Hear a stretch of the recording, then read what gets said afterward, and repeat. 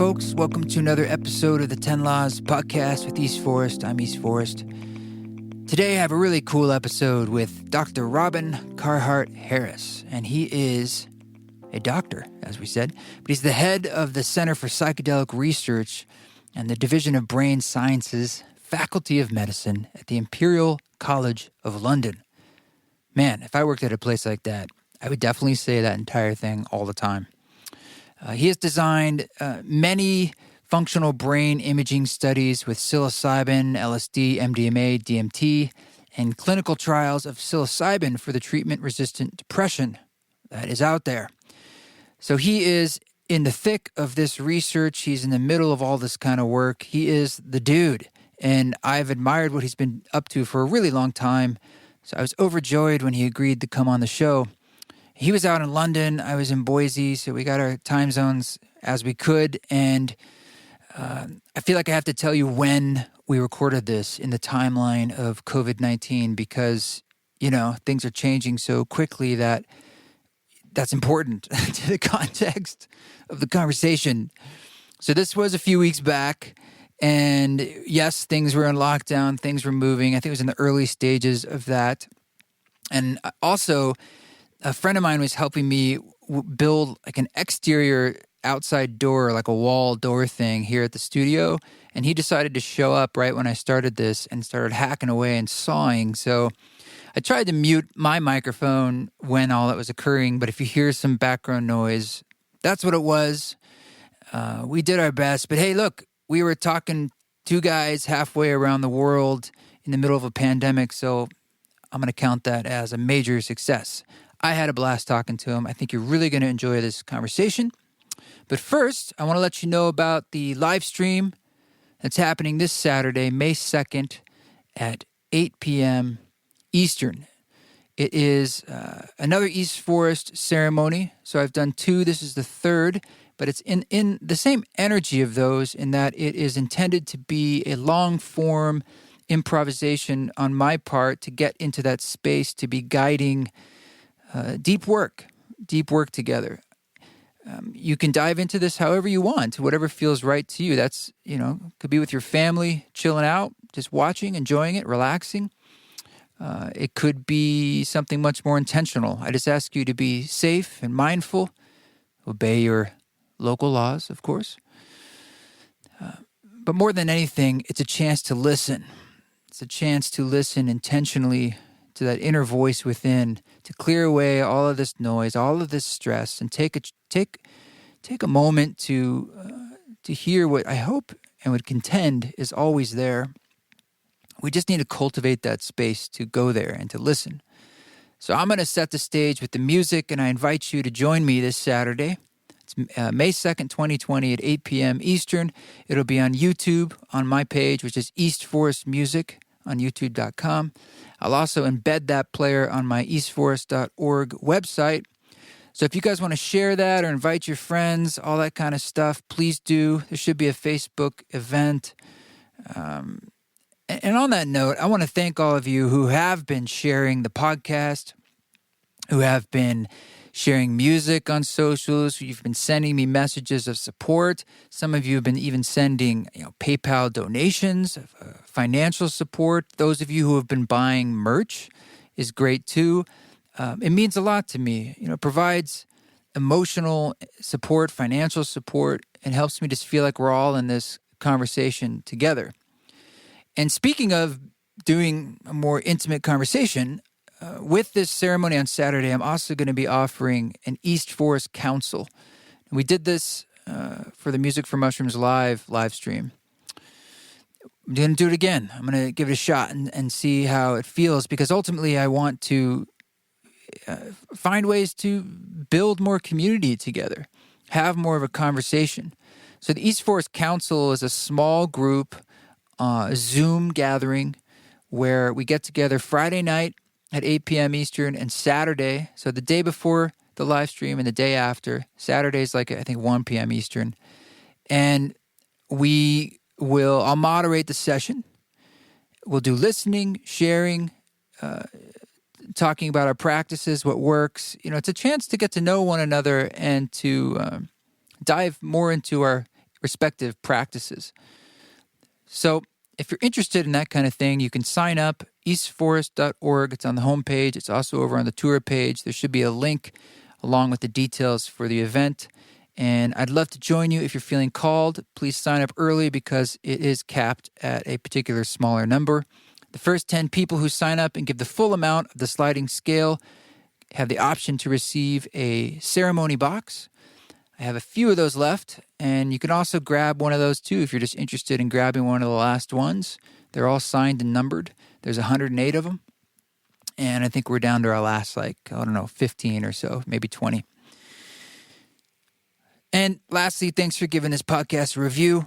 You can give it 5 stars right now while I'm blithering and blathering. You just scroll down on Apple Podcasts. At the beginning of the page there, you got to have internet service, and give it 5. I appreciate all the comments. It always means a lot to me. I keep doing this because you keep listening, and we keep doing this dance together and walking our walk, and that's what it's all about. So let's get into this conversation. I really enjoyed this one. This is Dr. Robin Carhart-Harris.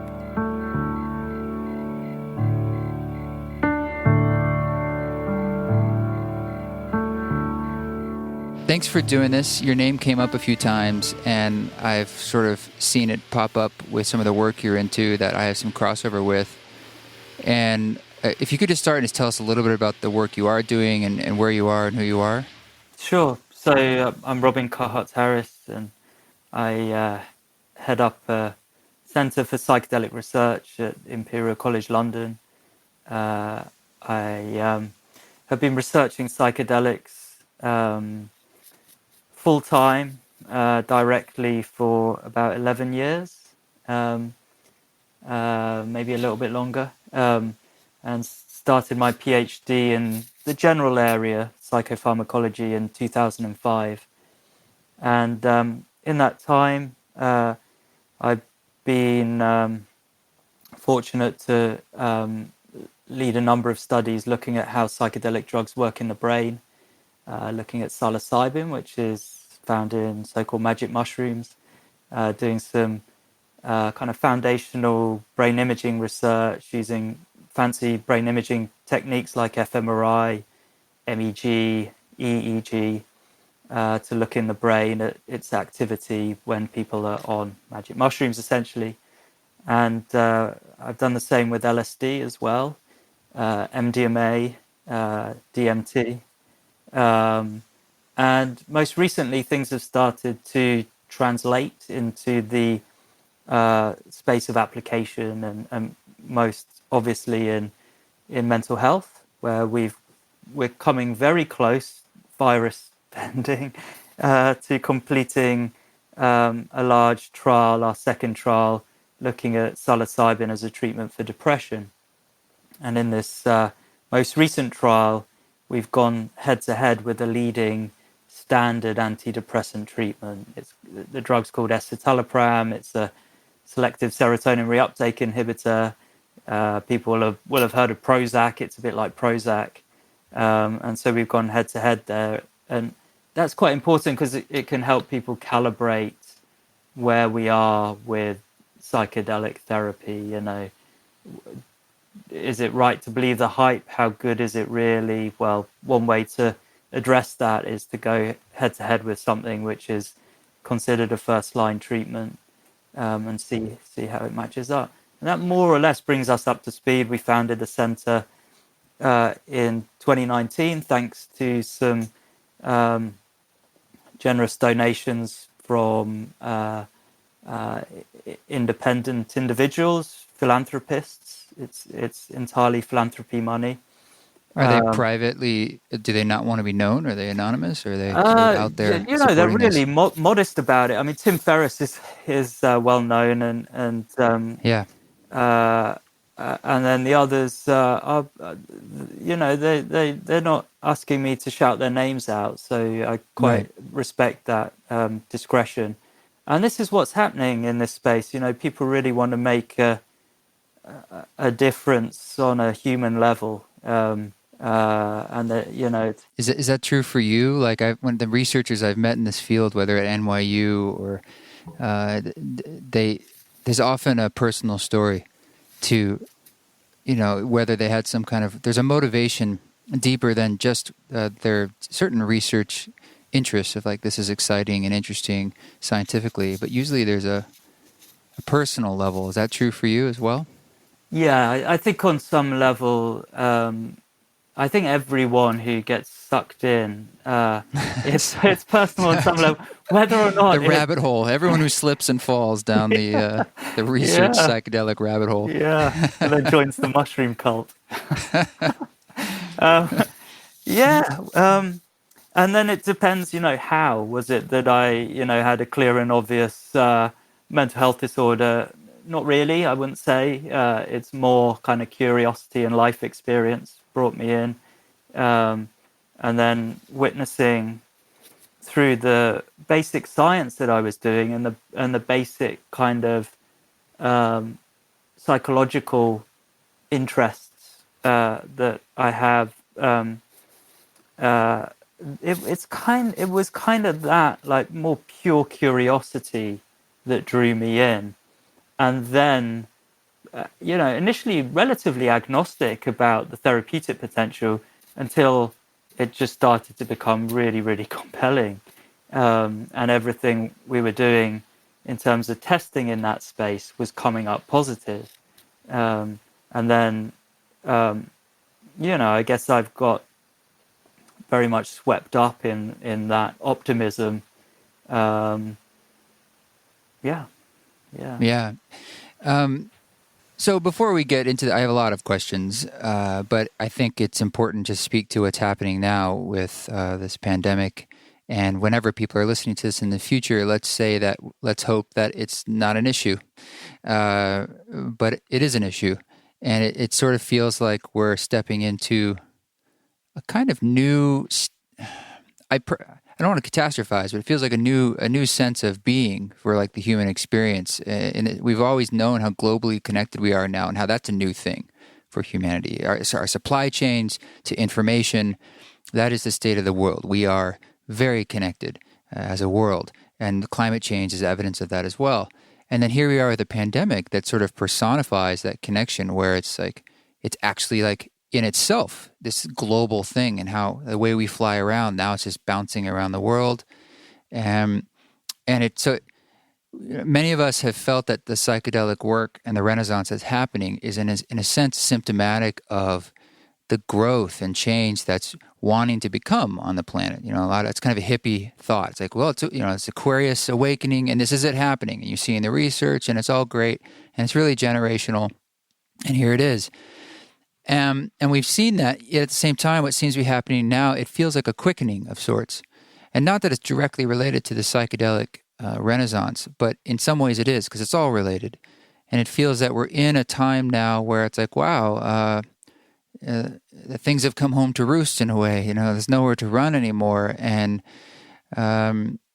so I'm just kind of saying that to state, I don't want to just have this conversation and not acknowledge like where we're both sitting in this moment in different countries, Yeah, no, absolutely. Yeah. I mean, I'm not feeling 100%, and I'm thinking, have I got the virus, Yeah. And I've just been up to the shop. There's no toilet roll, and Oh my God. and there's no eggs as well. That was an odd thing as well. No, the whole row where there's tissue, anything tissue related, kitchen roll, toilet roll. Isn't it odd? I never would have put my money on that when this would happen, the one thing people would be hoarding the most would be toilet paper. I was like, that would not have been my bet, actually. I would have thought alcohol or something like that. But yeah, it's odd. It's odd. Odd, very odd times. Yeah, it's kind of, pretty quiet out there. And, I've been going into London. I live in Oxford. That's where I am today.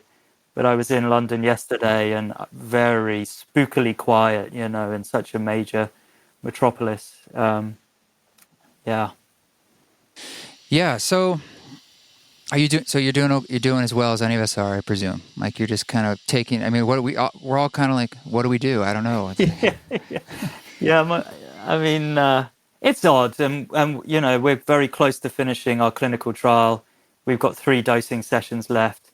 That's really a very difficult dilemma. What's the ethical thing to do? Do you commit to a treatment that is incomplete, because these are treatment-seeking individuals who likely, desperately want to have their second treatment session in this case? Or do you say the risk is too high, everyone should be on lockdown because things aren't that way in the UK at the moment? It's a very difficult dilemma, and that's been a very acute theme today, different opinions in our team about whether we commit to finishing our trial or whether we have a different kind of obligation where we say, look, this is, exceptional circumstances. There is an ethical reason actually to stop early. Very difficult. Yeah. Well, looking at the long view, I think we could both agree that there's psychological and emotional and spiritual potential for the role of psychedelics to come more into the mainstream fore of society to help and to help with all the challenges we face. We've already faced so many interesting challenges with information overloads and people just trying to navigate modernity. But now we're in a really, really special challenge. So I would assume, you guys again are inside a system that's trying to bring this into like mainstream fore and do it through the scientific method, which is admirable and great.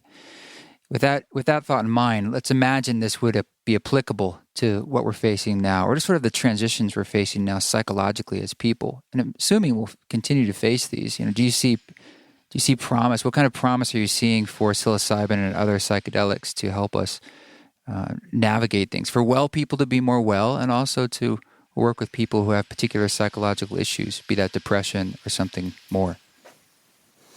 Yeah. I mean, the therapeutic benefits are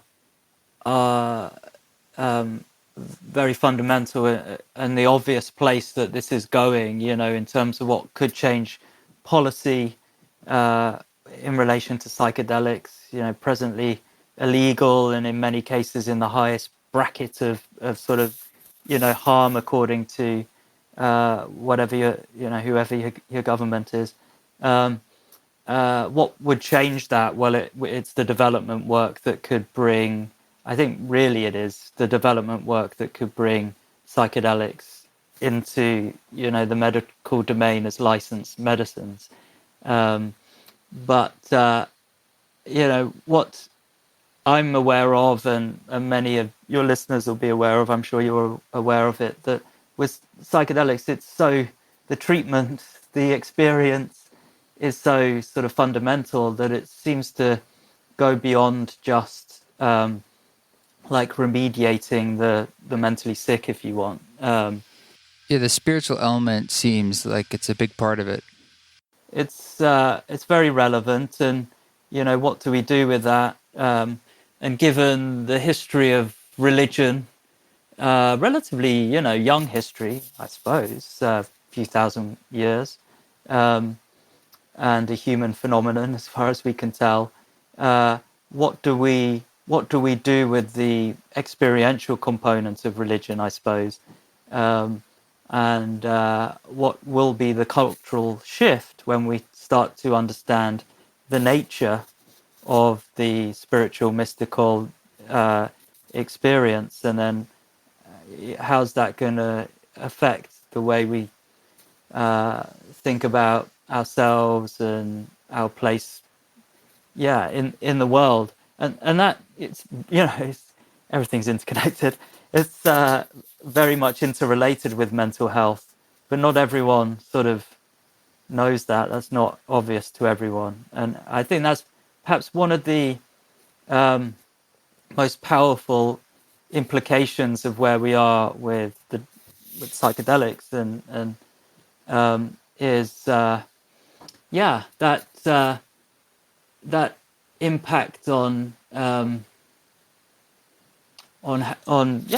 how we view ourselves, and the potential, I'm tempted to say, forgive me for saying this, but the potential to demystify the mystical, and what would be the implications of a more complete understanding, perhaps not entirely complete as our understanding of things of science. They're never absolute. We have theories and such like, they're never absolute.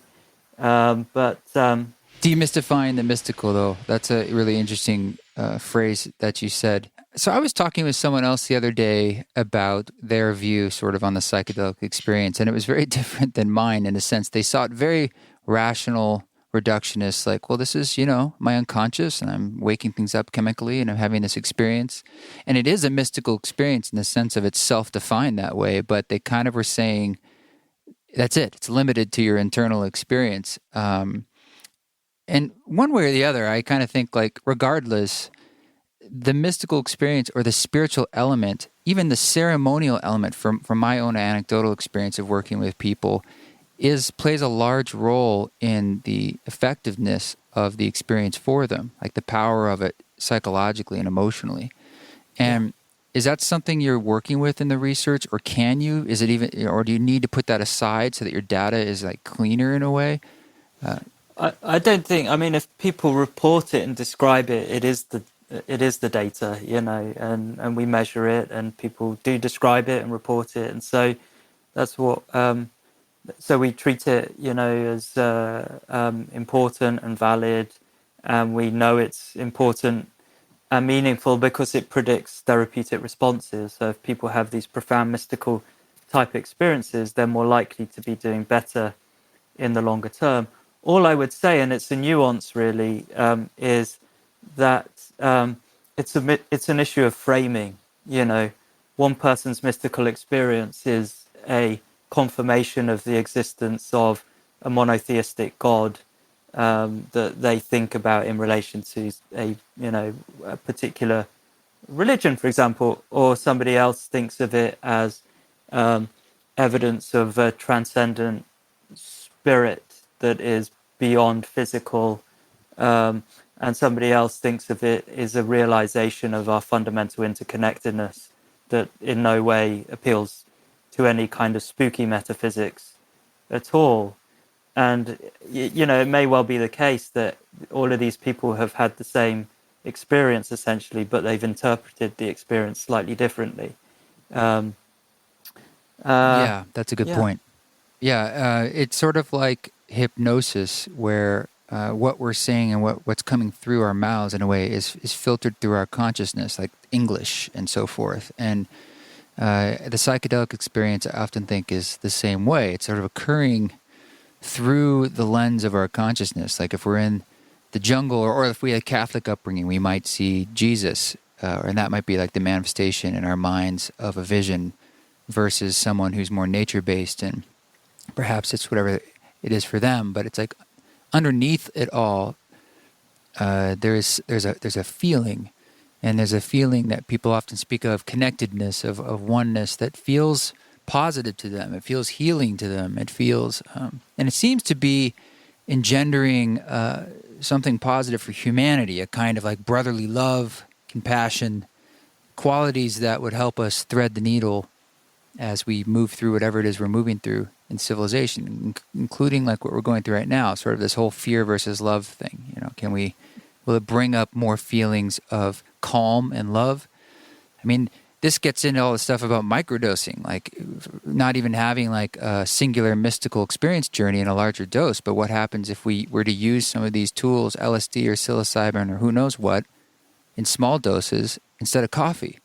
Like, would it, are these things you've looked into or you think about? Yeah, we are. Yeah, it's difficult to do control research with microdosing because, unlike, say, a standard antidepressant drug or antidepressant trial, where you would dish out, the doses that people take home, and then they're instructed that you take a capsule daily. You can't do that with microdosing because the ethics committees and the powers that be aren't going to let you do that.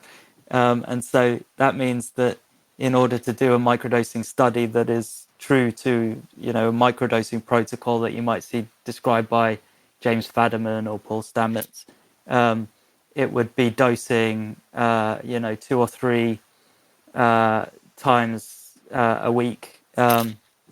And so we would have to have people coming in for, say, 4, 5, 6 weeks 2 or 3 times, and so logistically that becomes really challenging. So we haven't done that yet. I think there might be a team. I think maybe Maastricht in the Netherlands might be trying to do this. I'm not sure what's happening in the States, but we've done other kinds of research collecting naturalistic data when people are microdosing. And a colleague of mine, David Arizzo, and his collaborator, it's called Balas.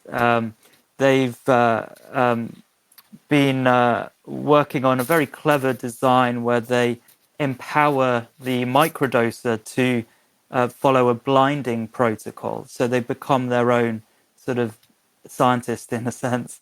I mean, they're self-experimenting anyway, and we have tried to, tap into that and have people who are using psychedelics out there in the world contribute data to research by signing up on this psychedelicsurvey.com platform that we have, and it's been hugely useful in collecting big data on psychedelic use, finding out red flags for situations where it's contraindicated, and things that people do that are associated with better outcomes as well. But to come back to the microdosing, they've set up a self-blinding microdosing study where you follow this computer-generated algorithm, and there's this complex videos that you watch that take you through how you cut up your microdoses, put some in capsules, others you just close the empty capsule, there's nothing in it, and then you put them in envelopes and you follow this randomization algorithm, mix it up. That's fun. Some days you're microdosing and some days you're taking placebo, and then you can see how it's affecting you, and they got some really exciting findings there. And there's a suspicion among the scientists who know the magnitude of the placebo effect that at least there's the potential that a lot of what's happening with microdosing is placebo, and even when it's active, when it's doing something, it might be enhancing the nature of what a placebo response is, which is positive expectancy. So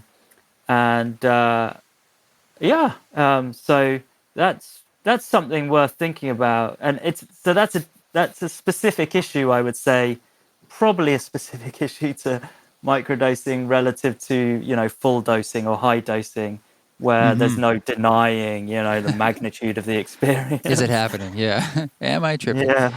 Well, let me talk to you about the role music is playing in your research and what you believe about this role. For myself, it's how all of my work began, was creating music for myself to use in that deeply shamanic meditative, just basically for mushrooms. 11 years ago, I had experiences in my life where I'd had mystical experiences that were singular and thankfully pleasurable, but I sort of was stumbling into them. I didn't know what to make of them. I had no guidance or elders, certainly, but they were powerful and important to me. They spoke to a part of my soul or my unconscious that was really, really tender and wanted to be spoken to. And so I knew that music had played a role in that experience, like whether it was on headphones and it just sort of like a connection with a kind of music in that moment. So I wanted to create that for myself. And I just started making music with no plan. I was just kind of casually, just by myself. That was what I was doing.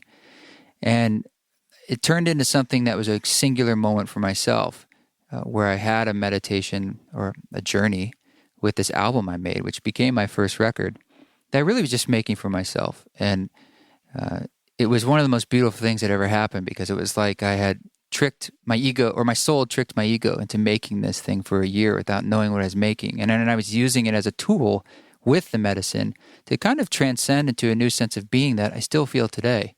And everything began at that moment, really. So from there, I started to recognize the role music could play, not just in introspective states, but with psychedelics in particular. And my medicine that's always worked with me is psilocybin. And so friends started organizing circles for me to guide people with music.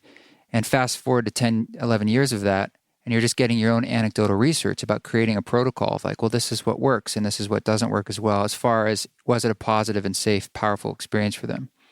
Music being the primary guide. besides ritual and ceremony and, that kind of structure.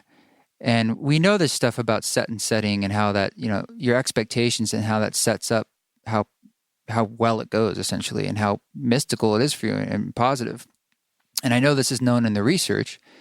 But for me, when I do my own research of looking at other indigenous ceremonies and going to experience them myself, whether it's a Lakota sweat lodge that's been done the same way for thousands of years, or ayahuasca ceremony using the Icaros the same way, or a San Pedro ceremony and the songs they sing, music is the central vehicle of all of these ceremonies. It is the ceremony in a sense. And I can't deny that. So with mushrooms, they didn't come forth with the same tradition. There is some history of that, but it's not certainly as present today as it is with like an ayahuasca ceremony. That's deeply entrenched in a ceremony container, and this is the way it's done. People don't do it recreationally as much. In a lot of the research, I felt from the outsider looking in, the music side of it has been a little bit of an afterthought, or it's sort of like it's recognized that it's important, but not, obviously I'm biased, as important as I think it is, where it's like this is actually the main guide and vehicle creating the architecture you're in. And I've been working to create essentially a new shamanic tradition that's Western for mushrooms particularly. What do you think about the role of music in the psychedelic experience, particularly in how it interfaces with your research and how people are guided through this in the future? Yeah, I mean, it's such a key component. A PhD student of mine, my first PhD student, Mendel Kalin, essentially. Oh, really? Yeah, I've met him. yeah.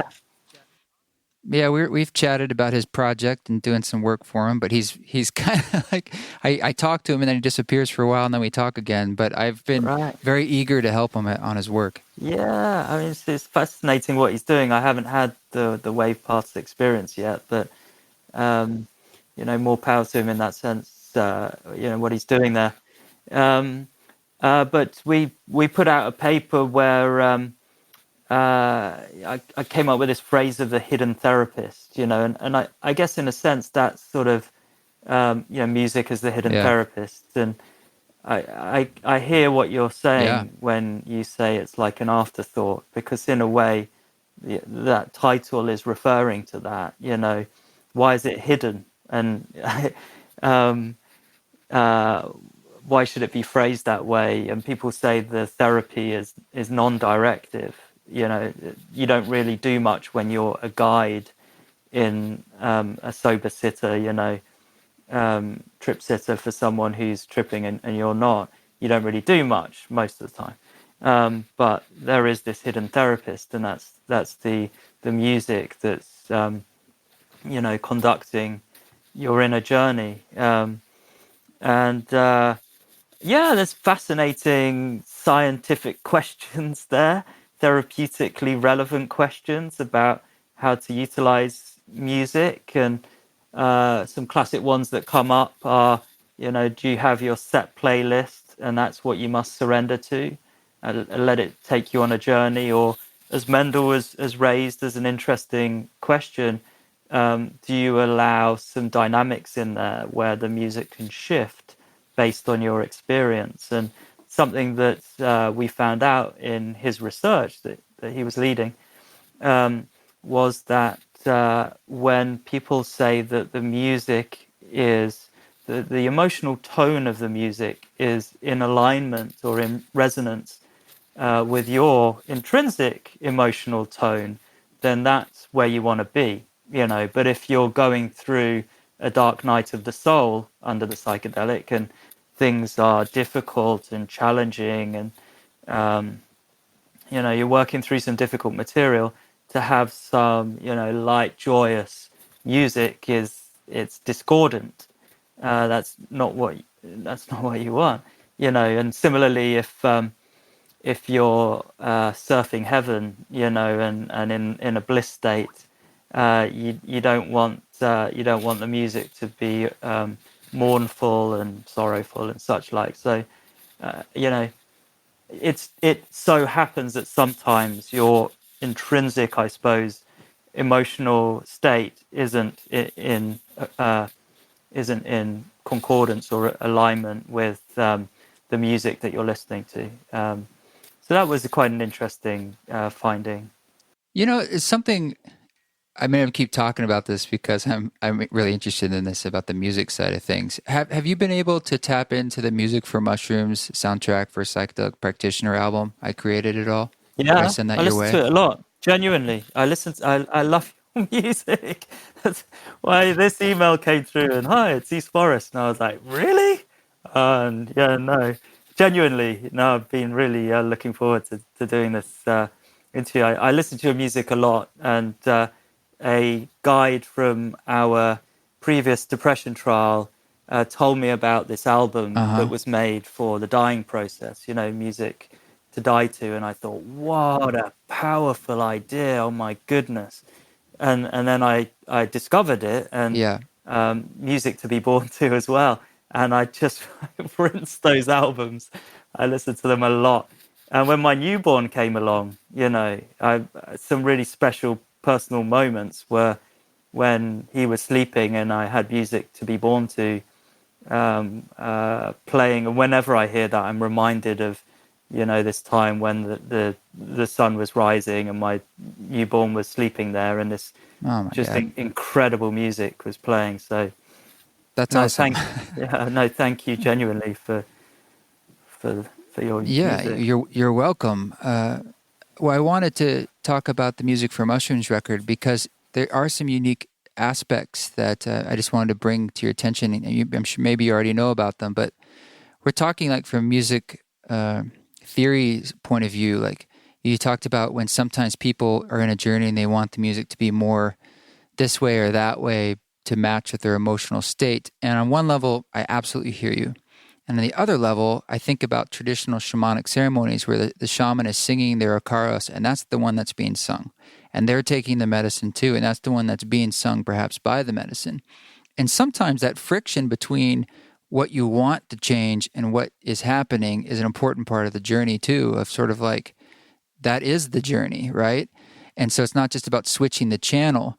And when I created the Music for Mushrooms album, it was recorded live, improvised live inside a mushroom ceremony where I had a bit of a microdose. So it's like I could at least say that the energy is in me and I am in the room responding to something happening. So I'm essentially changing based on just my own intuition and energy. And I always wondered, would that translate into an album? Because it's static in a sense, like here's the album, right? But I thought it would give it a try and put it out there because I saw a bit of a hole in there's music playlists out there, but there's all these different reasons. I wrote a whole op-ed about this, like why this is different. And the music itself is aiming for a kind of liminal middle ground where it's not negative, it's not positive. There's a tension and release happening to kind of take you somewhere, but it's trying to dance in that space of kind of the middle path. And I think that can be an interesting place to be as a guide, where the music is that word-driven guide. It's just an emotional guide to let people then go where they need to go. But there's always that keel to kind of keep them in the middle. And these are the kind of things music, I think, can do that, like, you're already having such amazing results in all the different research that's going on and how powerful it is for people. And I'm sort of thinking, like, man, if we could unlock the full potential of music in these studies, I have a feeling it would be even more powerful for people, which is promising. It's exciting. And I'm waiting to see this interaction between the real music heads, like Mendel, for instance, and being like, okay, now how can we bring this arm of science to understand what really works and what works better inside this psychedelic space with music and create our own new tradition, just as it's been done for thousands of years, but one that speaks to Westerners, that's for us. It's absolutely, and I guess there's these are issues of subtlety and issues, complex issues where there's no clear sort of binary Right. solution. There's that phrase that that many of us have heard. The medicine gives you not what you want but what you need. Right. And so this question of and it divides opinion whether if you're moving towards a into a challenging experience, should you follow that and let surrender to that and work through it, and our position generally is trust the process and trust where your mind is gravitating towards, because there's a reason and there's something to work through, and I think that rule is true, but I think it's a reasonable question to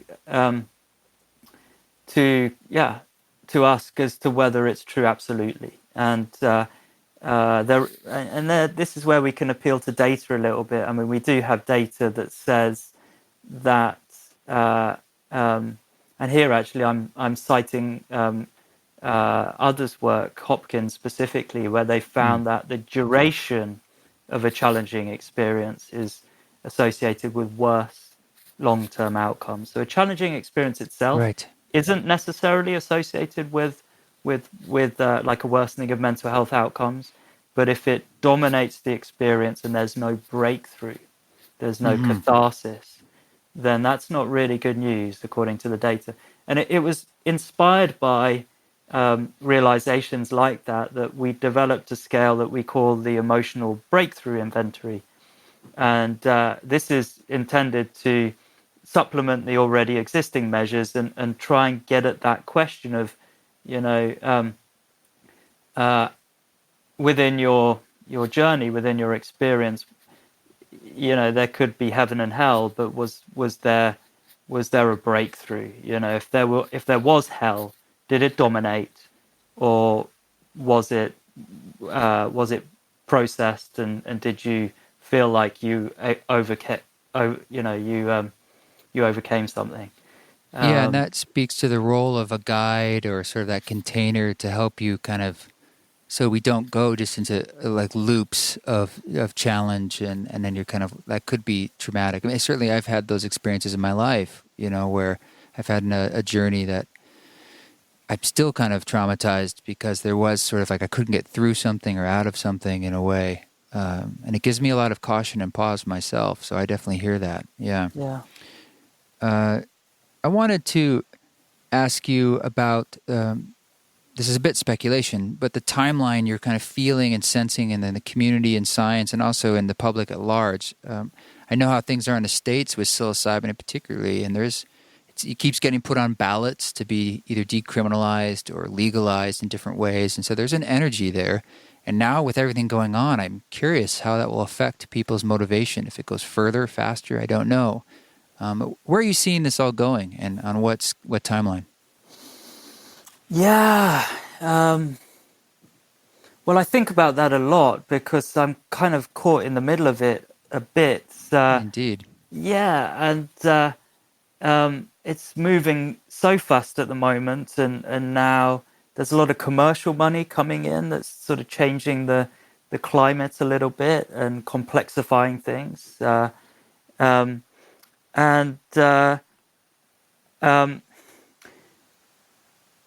it's difficult. It's difficult to know. I mean, I do believe in the research and the therapeutic potential, and a definite net positive if psychedelics get through and achieve marketing authorization.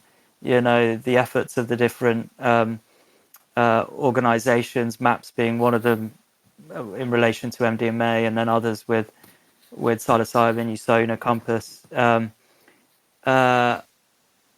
Yeah, that's the most obvious thing that's really going to change things, because then in North America and Europe, you have these compounds recognized as, and really it's not just the compounds, it's the package, psychedelic therapy, rightly being licensed as a medical intervention, for particular indications. That's really going to change things on a big scale, because then, the policy has to change. They can no longer be Schedule 1 drugs because they have recognized medicinal value. And then there are these other sort of backdoor initiatives, in a sense, where you have the decriminalization initiatives and then the legalization initiative in Oregon, uh, proposing to legalize psilocybin therapy and magic mushroom therapy. Um, and yeah, those are really interesting, but a bit complex, particularly the decriminalization ones, because I do think there's something to be said for a degree of regulation. You know, my spirit is towards the libertarian side of things, um, but not entirely. And I do think there is something to be said for a degree of regulation and safeguarding, because the agents are so powerful, and what is quite likely is that those arguably who are most vulnerable and often uh, um, the youngest, section of the demographic are those who are going to, in a sense, misuse the substances if they can. And so I think that, in the same way that you do responsible things if you're a parent, you do have some principles and some rules and some boundaries. I think if we just charge on and decriminalize without thinking through safe rollout and regulation and infrastructure, then we could hit a few problems. So the Oregon initiative is different because they have thought those things through, and I think people can take a lot of inspiration from what's been going on with that. And I actually think, if the Oregon initiative gets through, which so the listeners understand, and hopefully I'm right here, would mean that in the state of Oregon, not federally, but in the state of Oregon, psilocybin therapy would essentially be legalized, and there are certain things written into the motion that around training and certain levels of certification and professionalism in order to be able to deliver the therapy. But that's on that potentially. I'm not quite sure of the latest, but there's a decent chance I think that would be within the ballot this year, in the elections, and so it could get through this year. I mean, so that's very close, of course. That could mean in the state of Oregon, magic mushroom therapy, psilocybin therapy is a legal phenomenon.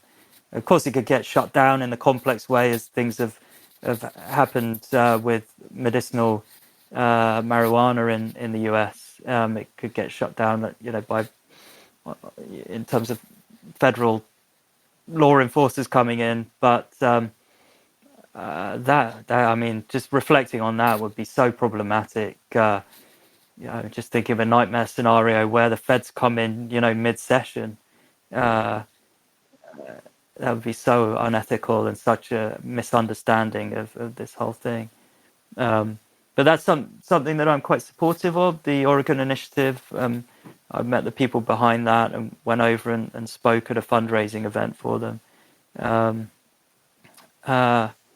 Yeah, I think there are hidden pitfalls with the rollout. I don't think it's all just woohoo, here we go, legalize psychedelics, and there's some subtle nuances that we need to think about.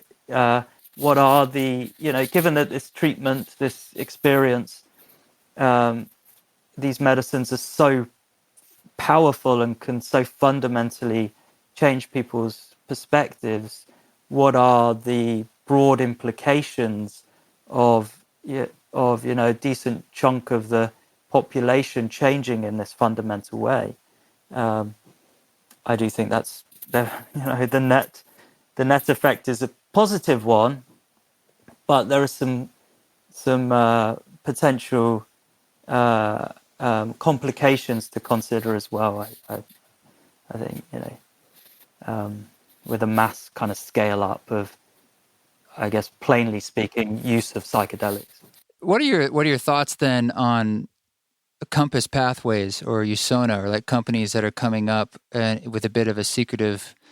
Well, there's a lot of speculation about what's really going on, or the idea of creating a new pharmaceutical behemoth in order to create psilocybin, because at the end of the day, I think what's needed really is information and resources, because like with the like teenagers and stuff that you spoke of, I mean, they're doing it, they always have, and they're going to keep doing it. And if anything, like myself, you stumble into experiences, whether they're good or bad, or positive or negative for you. And that's what I think we need. It's sort of the same way we don't have rites of passage much for kids anymore, or we don't have really as many elders and ways of speaking about these things and what it means to be growing up. And that's what we need. And what I don't want is, I share your concerns, and I also think about the social justice of psychedelics, where it's like, I don't want it to be behind a paywall where it's thousands of dollars to do the therapy, or you have to have a certain kind of insurance, or you're in the inner city and it's like, this just isn't part of your reality. And it's like, well, if it's out there for everybody, where within the case of psilocybin, it's growing out of the ground. It's more about like, how can we open up these resources to people and give them guidance and give them information and give them tools, because it's going to happen. And in some ways that's happening as well. But I'm kind of more in the middle ground myself, where it's like, I want the research, I want the information, and I also want a freedom to that information and sort of an egalitarianism of it being accessible to people. So I was going to ask you about Compass Pathways and stuff, because I'm sure you've definitely thought about that, and maybe you've even had interactions with them. And what the hell are they up to? Yeah. Like, what's going on with that, with those people? I think it's easy to project onto to things, especially when they seem to be, attracting big investment, doing big things, and into that unknown in such a, space that many people consider sacred. It's easy to see that somehow they're like an evil operation trying to, monopolize. It's good to be skeptical too. Yeah. Absolutely, it is. But I mean, I know them quite well. I know Usona, have privileged position in that sense, so I can get to check them out. And so many things, it pays to be balanced. And my hope, so the high level thing to say is that my hope is that there's nothing prohibitive in terms of access, pending the relevant sensible safeguarding is in place. So I really don't want costs to be prohibitive, and I hope that there's a way to manage the rollout so that it's not. At the moment, the cost effectiveness calculations break that right down. How expensive this is for people, whether privately or through their insurance policies, or whether in public healthcare systems this will be integrated, whether it's cheap enough to be integrated. That's one of the key problem areas with the rollout of psychedelic therapy, is that it's quite resource expensive, in that you take your Prozac drugs, for example, they're cheap because they're generic, and then you dish out the drugs and people take them away. And the key thing is that there's no extra professional oversight. I mean, people suffer from depression. They go to their doctor and they say, I'm feeling low. Oh, here's your prescription. And it's done and dusted in like 10, 15 minutes sometimes. I mean, so that's actually resource inexpensive. In the real expense there, which is the clinician's time, was only like 10, 15 minutes in the consultancy, whereas it's hours for the trip itself, the journey. Multiple days of integration and therapy. So that's a lot. I mean, it's not as bad as something like psychoanalysis, but it's not great, and so that's a key challenge. One thing that I'm conscious of is that things evolve. In the end, they evolve how they evolve, and they find a way, and the thing that makes most sense happens. And as you say, these things grow out the ground. There's something already very organic about the whole thing. I anticipate, that in the end, even if there's a period that's rocky, and the hype cycle collapses, for example, that psychedelic therapy will be democratized and Yeah. decentralized, and people, and when that happens, it doesn't mean some like anarchic free for all.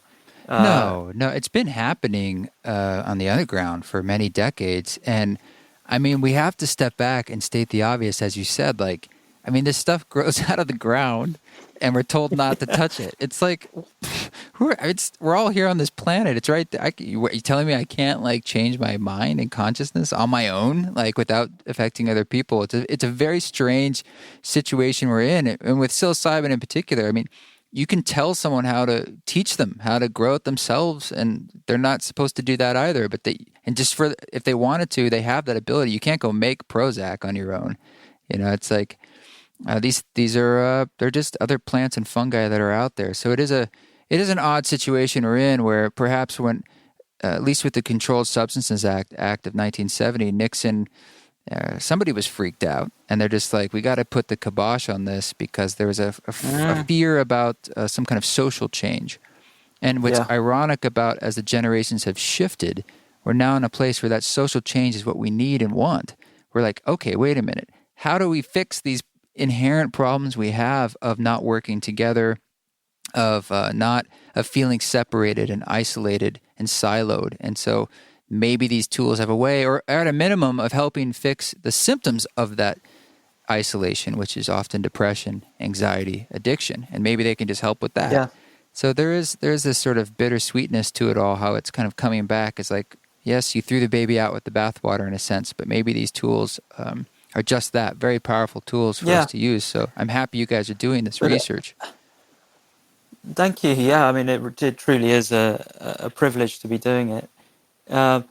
Again, there's a nuance there, and it speaks again to a natural evolution of things. Maybe in the 60s, there was a bit too much, arguably, of a push to kind of popularize psychedelics, and even people thinking all we need to do is spike, the powers that be in order to change the world. And as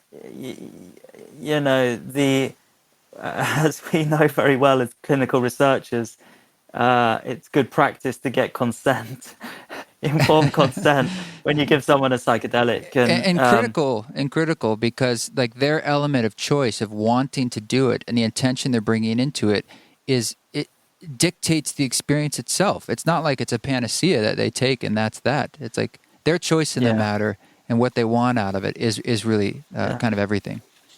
Yeah. And so that's something to be mindful of, the social change element, because, we see it, we suspected it, measured it and saw it, that people change in their political views and in their sensed relationship to nature. But we stopped short as researchers, or at least I did, and I think our team did, from saying, therefore, people should go out and take more psychedelics because it'll solve climate change. That is stepping out of one's role as a scientist and into another role as like an activist, and it's simplistic. It is, and another thing that I'm conscious of is that if the message is fundamental, and what is the message? What's the great wisdom that people have come to through taking psychedelics? Well, you might say one of them is that fundamentally there's a fundamental interconnectedness. We're all in this together, and what we do influences each other and the world around us, and that's a fundamental realization. And realizations about self and ego as well. But are these realizations that have only come about through taking psychedelics? Well, I think it's fair to say that no. Maybe they're realizations that have come about most often during altered states of consciousness, and then we can think of meditation and the realizations that have led to wisdom teachings and such like. But I think there's a really, really important realization there, which is that in a sense psychedelics could be redundant if you could get to that realization, And so maybe there's something to be said, although it's difficult, and I get this, and challenging times, difficult times. How does it work? Extreme times call Yeah, for extreme use the measures. tools that work the fastest and the best. Yeah, if you don't have Yeah, 20 years to sweep the ashram floor. I hear that, but equally, I just wonder when the world starts to accelerate in the way that it's changing. That might sort of naturally drive. Of course, it can go one of two ways, but it might naturally drive some of the realizations that we come to through psychedelics. Like at the moment with the pandemic, I think one of the kind of silver linings is that, whether you're in China or Australia or the UK or the US, we're all thinking about the same thing, Isn't that amazing? and we Yeah. jump on these Skype calls, and it's in all of our consciousness, like, Mm-hmm. really Mm-hmm. thick at the moment, that it isn't it scary what's going on. Climate change, it's a matter of time until that's closer to the front of our consciousness. Um, but that's going to happen too. And so, again, if the realization is fundamental, it does make sense to me that we would come upon it even without having to have a psychedelic to kind of catalyze the Yeah. process. All roads lead to Rome, indeed. Yeah. And the spirit of our incarnations, the soul sets up the lesson until you learn, however that lesson comes. I feel that the psychedelic experience is one experience inside the same operating system that you learn from tragedy, you learn from change. We learn from everything, and I don't think that the psychedelic is the cure for any one person. Actually, it's just one more role, and for some of us, it can be a big one. As you said, sometimes people change their political beliefs. I would assume they just get more conservative. Is that correct? That you found in your research? Or is that They get more libertarian, less oh, is that so? authoritarian. Okay. Yeah, yeah. Okay. There's a And, big and a surprise. and a shift. Is it? No, I'm joking. Sorry. But I know time is precious, and I would like to close this just by asking you, what's some of the most exciting things that results, or even like a particular story, if you're able to tell a story that you've like something has happened, might have been synchronistic, or just a promise that you're feeling in your own heart about this that is giving you a lot of hope for the future, or something that might have occurred in your research or in your own life during this process? I can't get out of my head the depression trial that we're close to finishing, because the implications are so big, and it sort of feels like, in a way, the culmination of a journey that I started when I moved from psychoanalysis, doing a postgraduate qualification in that, and then going on to do a PhD in psychopharmacology, into a culture of, drug company funding and Mm-hmm. a dismissal of psychological intervention and even psychological theories of mental illness. And then feeling that that's not right, and so much is being missed within psychopharmacology in terms of the depth of the psychology of the human experience. And in a similar way, so much is being missed in psychoanalysis and depth psychology in terms of good science and rigor and pragmatics as well. And so I sort of feel like this journey, like personal journey, and sure, it's a professional one, but it's kind of personal as well. Is this kind of, I'm hoping, will be a kind of middle way in terms of mental health care. You do need a drug here. It's not happening by magic, and we do Mm-hmm. know how the drug works on the brain at a molecular level, like pretty precise level. That's where it starts, and then we're Mm-hmm. just starting to get a handle on how the changes in brain dynamics relate to the changes in the dynamics of experience. But we are just getting it, scratching the surface there, but we're getting some insight. But it's a drug, but it's also deeply psychological, and the therapeutic model needs to be that. And to see where we are at the moment, looking at the preliminary data in our head-to-head depression trial, where the findings look so exciting, going head-to-head with this first-line antidepressant. I can't think of it. I tried to think of something else that was maybe more personal, more revealing about me as an individual, but this is it's going to be massive, and It's exciting. Yeah. yeah.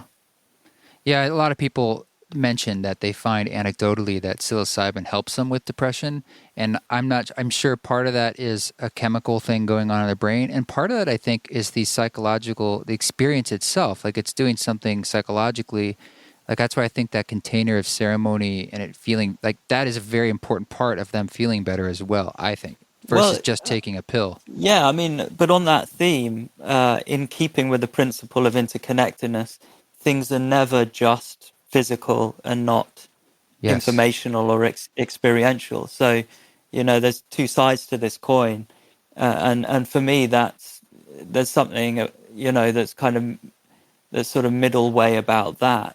That it's not reductionistic, it's not entirely materialistic. It's some kind of dual aspect view on mind and brain, where you treat them as like equivalents in a way, equivalent importance. You don't depreciate either part, and that's the essence of psychedelic therapy, and it's different. It's a different model to the drug treatments, and it's a different model to psychotherapy alone. Because of course, psychotherapy alone, the reality is it has an effect on the brain, and drug treatments, the reality is it has an effect on psychology and experience.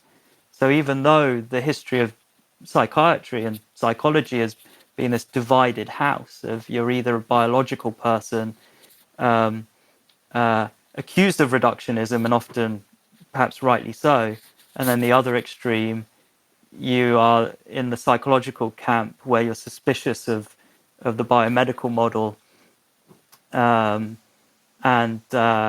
you don't ascribe any importance to biology. And I really believe in a similar way that to potentially make advances in terms of understanding mystical type experiences, spiritual experiences, and the essence of religion will be catalyzed by psychedelic science. In the same way, we can have a profound effect on psychology and psychiatry through this kind of hybrid, intrinsically hybrid quality of psychedelics.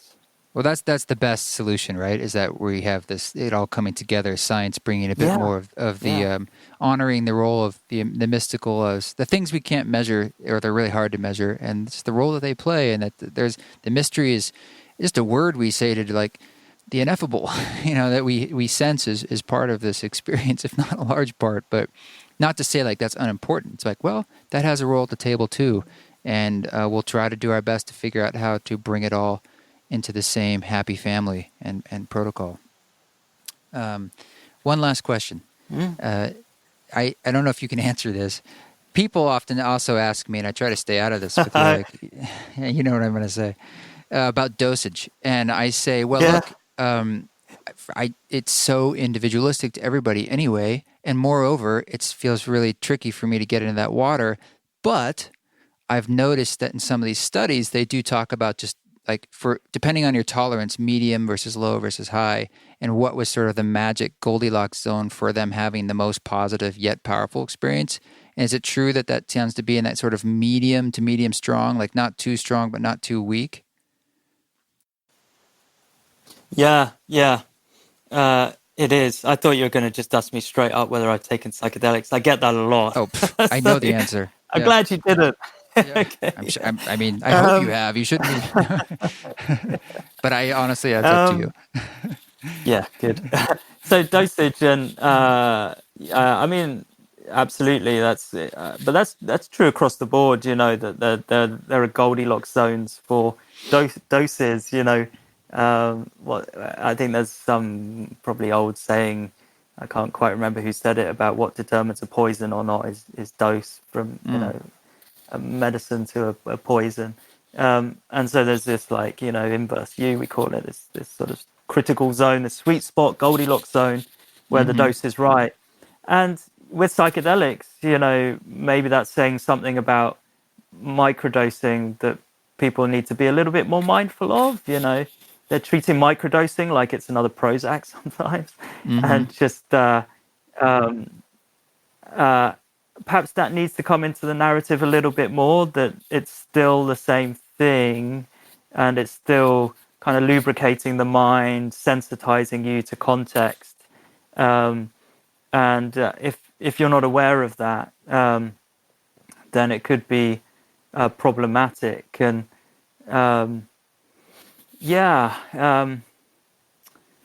gosh, but I mean, there's just to come a bit more closer to, I think, your question. There is this interesting thing with psychedelics where there may be a problematic dose where it's like turbulent, Yes, yes. pre-breakthrough. Not strong Yeah, enough, and it's not very weak either. Yeah, yeah, and yeah. and something that I've talked to colleagues about is that it's this capacity of psychedelics to agitate neuroses. And I Mm-hmm. think Mm-hmm. that's an issue in microdosing, because if you don't have therapeutic support and a commitment to therapeutic work, and you Mm-hmm. have a compound that is agitating neuroses, then you could run into some problems. Um, and so what you do with the high dose model is like push through with the drug. You could even argue that that's a little heavy handed, and impatient. You've just blown through the defenses rather than got to know them, agitated them a little bit, prodded and poked them to try and understand them. It's all conditional on your commitment to the therapy, really.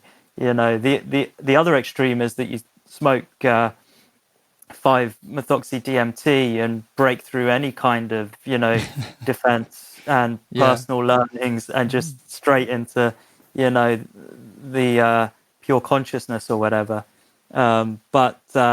But then there's interesting things to reflect on there about bypassing the personal work, and whether that can catch up with you if you have just uh, you know um,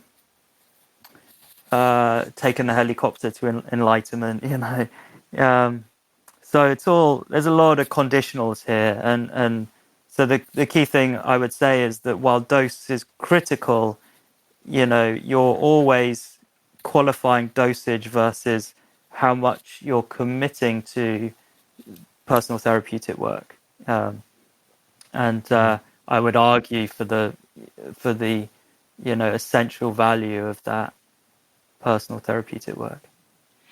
Well, that's a good sober answer, and you're right. How much work and will you're willing to put forth into just the work of your life, the integration of it, and paying attention outside the experience itself is kind of everything. So Yeah. there's so many avenues we could discuss, and I just really appreciate you giving the time, especially amidst the turbulence of what's going on, to join us. And I would hope that in the future you could come back and update us on what's going on, because there's a lot of misinformation out there, and you're in the trenches of the actual research. So it's been a real honor to speak with you, and great to be able to meet you personally. And It's been an honor for me. yeah, thank you. Yeah, genuinely. And thank you for your music again. I love it. Well, yes, more to come. I'm exploring the Good ideas to hear. of doing live streaming ceremonies during this time, and I might be doing one this weekend and see how it goes. And a form Wow. of global meditation, but people can obviously do what they want with that long form musical experience that is live. And I hope that can be a way of giving further tools, further information. That sounds great. I'll look out for that. Yeah. How can people best connect with yourself or whatever you'd like to point them to? Oh, I guess I would give a shout to psychedelicsurvey.com. If people are self-experimenting, I think there's value, like mutual value, win-win all around for people to be. You may as well make it data, and we're going to improve that system because at the moment it's a bit cumbersome and too many measures, but we're aware of that. And then personally, probably just the anti-social media thing, as my friend calls it. David Glowacki, Twitter, find me on Twitter. Otherwise, the email thing, none of us like email, so so probably just a Twitter follow is the way to do it. And we've got a website for our Centre for Psychedelic Research. It should pop up. Watch out for our depression trial. We've got a lot of really exciting stuff coming in the next year or two. Look out Sounds for that. good. I notice that a lot of people in the psychedelic research fields, they say on their websites, do not email me. Because I have a feeling you're inundated with ridiculous questions all the time. I even get some of them, and I'm like, are you serious? But anyway, thank you so much, and stay safe. We will talk soon. Thank you. Yeah, stay safe. Stay safe and stay well. Cheers. Take care. Bye-bye.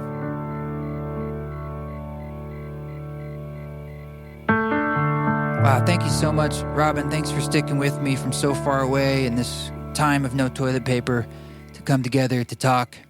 It's always something I really appreciate when I get to just talk to people I admire. This song that you're hearing in the background is called Spread, and it's from the Music for Mushrooms album, so I felt like it's appropriate to share some of that work given this conversation. You can find that wherever you listen to music. It is included in high resolution inside the ceremony box on a thumb drive because it's a 5-hour album and it's so damn big it doesn't fit on any other medium. And if you want it in high resolution, good God, that's a big file. But 24-bit goodness. I'll see you this Saturday, May 2nd, for the East Forest ceremony live stream. I'm working my best to get prepared for that. And if you'd like to join the council, East Forest Council, I'll see you on Friday, right before that. I think we'll close the signups to that on Thursday night. This weekend, I'll also be participating in the virtual summit of Awaken Futures, which is combining psychedelics, meditation, and technology. Lots of amazing speakers. If you want to hop on that train and see all sorts of amazing talks, it's very interactive too. I have more information about that on my website. And you can just look up Awaken Futures, the Awaken Futures Summit. So that's May 1 through 3. And I'll be doing a little concert for the end of that as well. And if you look hard, I'm also doing a little live stream for Marmoset Music, my friends out in Portland, Oregon. That's on Friday the 1st. I know, lots and stuff. I like to say yes. What can I say?